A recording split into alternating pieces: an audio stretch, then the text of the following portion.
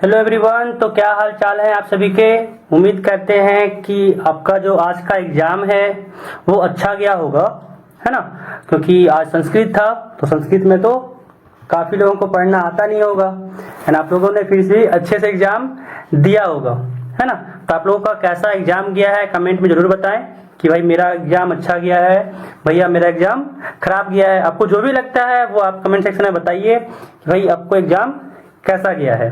तो आज हम लोग देखिए सोशल साइंस जो आपका सामाजिक विज्ञान है उसके ऑब्जेक्टिव क्वेश्चन को करने वाले हैं जो एग्जाम में आपके पूछा जा सकता है, ठीक है।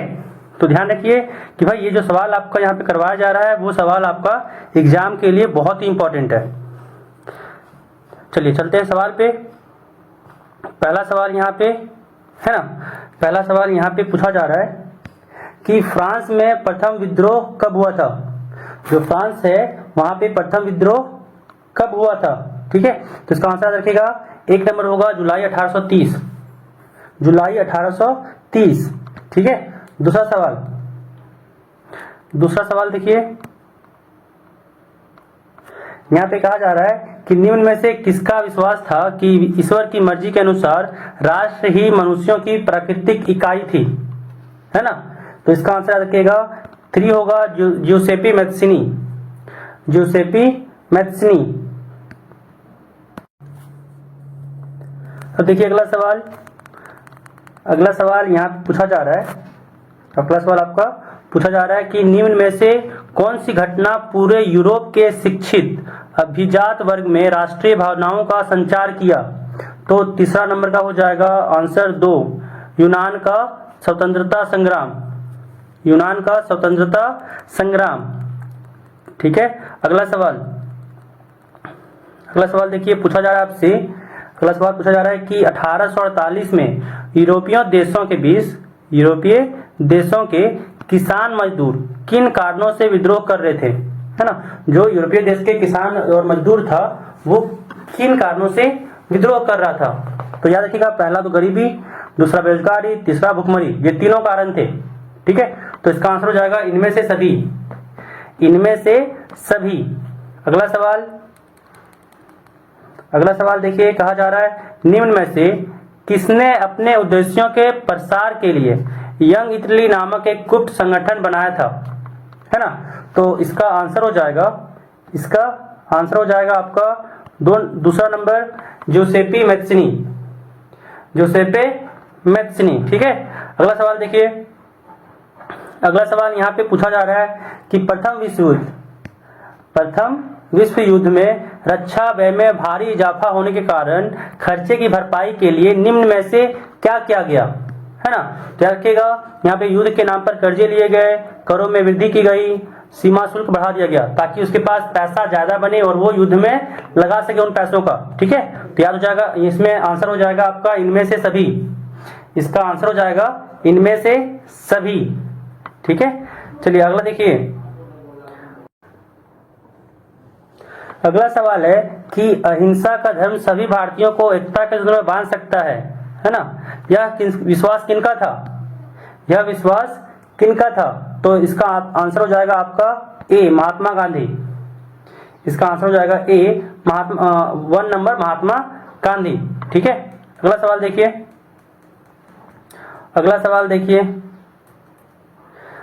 देखिए, पूछा जा रहा है कि जो जलियांवाला बाग मैदान में अमृतसर के गांव, है ना, अमृतसर के गांव वाले लोग किस मेला में शिरकत करने के लिए जमा हुए थे, है ना, कि जो किस मेला में शिरकत करने के लिए जमा हुआ था, है ना, ये पूछा जा रहा है इसमें। तो इसका आंसर हो जाएगा ए, वैसाखी मेला, ठीक है। इसका आंसर हो जाएगा 1 नंबर वैसाखी मेला। वैसाखी मेला के लिए वहां पे जलियांवाला बाग में सब जमा हुआ था।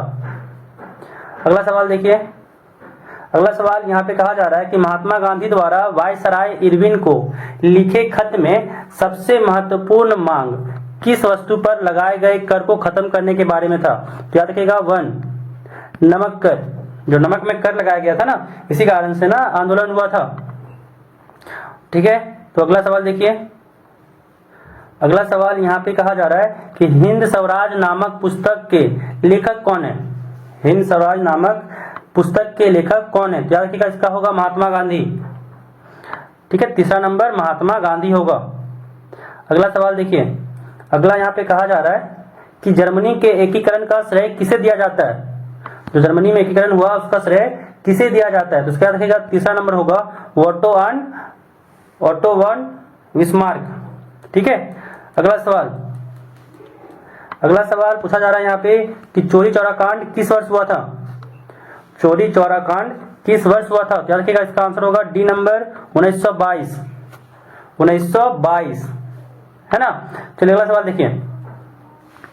सवाल देखिए, कहा जा रहा है कि पवन द्वारा मैदान अथवा ढालू क्षेत्र से मृदा को उड़ा ले जाने की प्रक्रिया को क्या कहा जाता है, तो देखिएगा इसका होगा पवन अपर्दन है ना, कि पवन के द्वारा हो रहा है, इसी कारण से पवन अपर्दन। चलिए अगला देखिए, अगला क्वेश्चन यहाँ पे कह रहा है कि उत्पत्ति के आधार पर संसाधनों को दो भागों में विभाजित किया जाता है, उनके नाम है ना।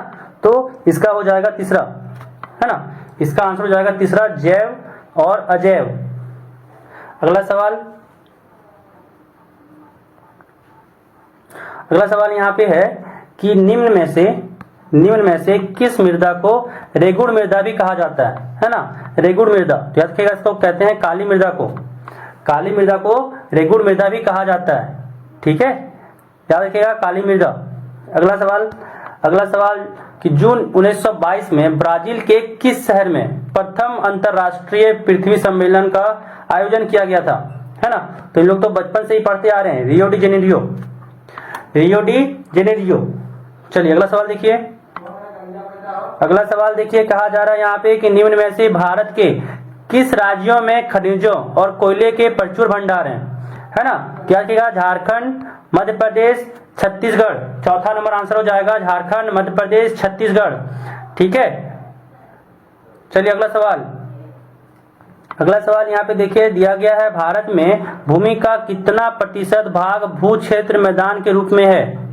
भू क्षेत्र मैदान के रूप में है वो 43% है। ठीक है, 43% ही है जो आपका भू क्षेत्र मैदान है भारत में। अगला सवाल देखिए, देश के क्षेत्रफल का लगभग 27% हिस्सा खनिजों, जीवाश्म ईंधन और वनों के अपार संचय के रूप में किस क्षेत्र को जाना जाता है ना। तो 19 का आंसर हो जाएगा 1 नंबर पठारी। 19 का हो जाएगा 1 पठारी। ठीक है, अगला सवाल देखिए, अगला में यहाँ पे कहा जा रहा है कि पंजाब में भूमि निम्नीकरण का मुख्य कारण क्या है ना। भूमि निम्नीकरण का मुख्य कारण क्या है, तो याद रखिएगा यहाँ पे आंसर हो जाएगा आपका अधिक सिंचाई। तीसरा नंबर अधिक सिंचाई। चलिए अगला सवाल देखिए, कहा जा रहा है कि निम्न में से किस प्रांत में सीढ़ीदार सोपानी खेती की जाती है। देखिए कभी कभी आपको उत्तरांचल मिलेगा, कभी कभी आपको इसकी जगह पे उत्तराखंड भी लिखा मिलेगा। ठीक है ना, याद रखिएगा कि उत्तराखंड को ही उत्तरांचल भी कहा जाता है। तो किसका हो जाएगा दूसरा नंबर आंसर। ठीक है, अगला सवाल देखिए यहाँ पे पूछा जा रहा है कि भारतीय वन्यजीव अधिनियम किस वर्ष लागू किया गया। भारतीय वन्यजीव अधिनियम किस वर्ष लागू किया गया, तो इसका आंसर हो जाएगा आपका चौथा नंबर 1972 में। ठीक है, इसका आंसर हो जाएगा आपका चौथा नंबर 1972 में लागू किया गया था। अगला सवाल देखिए, अगला सवाल यहाँ पे कहा जा रहा है कि कौन सी परियोजना सतलुज ब्यास बेसिन में जल विद्युत उत्पादन और सिंचाई दोनों के काम में आती है ना। तो हो जाएगा दूसरा नंबर भाखड़ा नांगल परियोजना। ठीक है ना, दामोदर घाटी परियोजना नहीं होगा, भाखड़ा ये होगा। बहुत सारे लोगों ने यहाँ पे बोला जाता है दामोदर घाटी परियोजना, बट याद रखिएगा बुक में आपका ये दिया हुआ आंसर, बुक में ये दिया गया आंसर आपका। ठीक है, बुक में ये आंसर दिया गया है।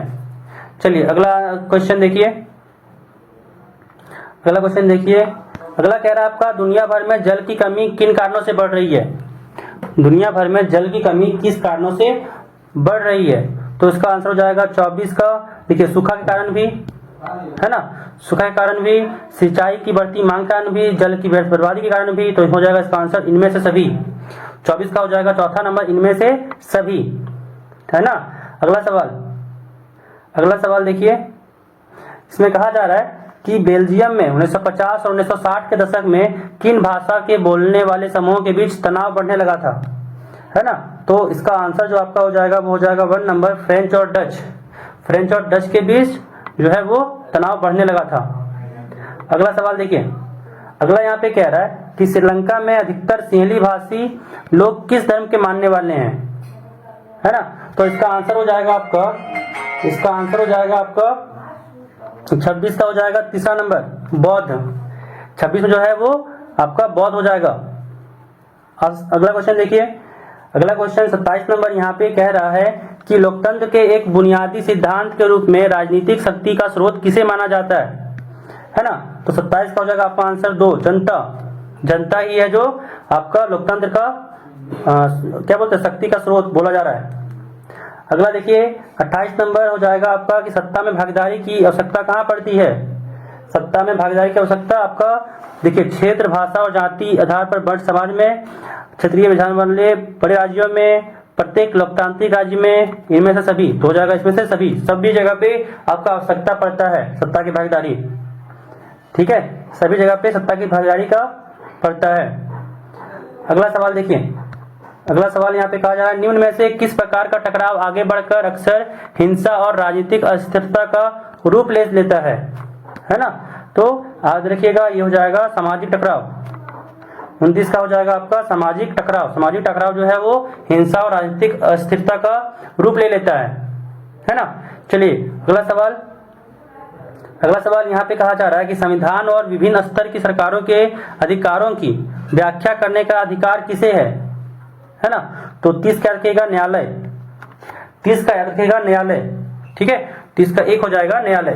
तो याद रखिए ये क्वेश्चन जो है वो आपके लिए एग्जाम के लिए बहुत ही इंपॉर्टेंट है, इसको देख के जरूर जाना है ना।